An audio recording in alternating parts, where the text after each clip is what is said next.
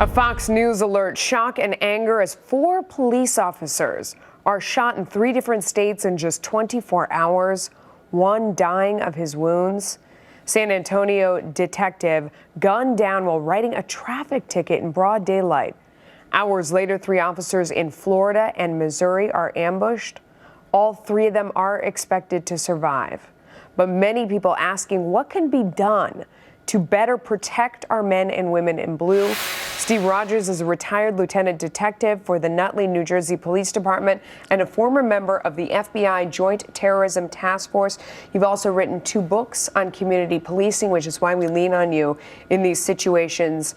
Is it right, first of all, to connect these 4 things? Because they happen in a short period of time. It's our tendency to lump them together and say that there's a problem that unifies them that maybe we could solve. Is that right? Well, I believe in part it's right, because the Justice Department has made it very clear over the past 4 years that when it comes to policing in this country, they have neglected police officers with regard to not providing them with the tools they need to address crime.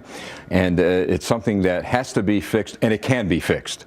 So you blame the feds for what's happening on a local level? I blame the United States Department of Justice. Look what happened in Ferguson and in Baltimore and all those cities around the country where the police were hamstringed. They couldn't do their job.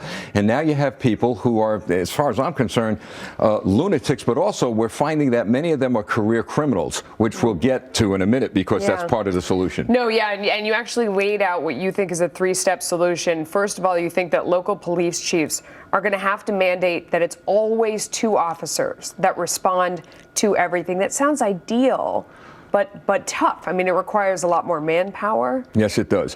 When I was on the job, you know, you get a minor call, like in this case of the officer shot, parking ticket, you're alone. Can't afford that anymore. So either you have 2-man patrol cars or 2 patrol cars. And yes, it costs a lot of money, which leads us to problem solving number 2. The Trump administration has made it very clear they're going to be tough on crime. What they're going to have to do is hopefully provide funding. Where did they get the funding? Well, Mr. Trump has talked about cutting foreign aid to countries that are not friendly to the United States.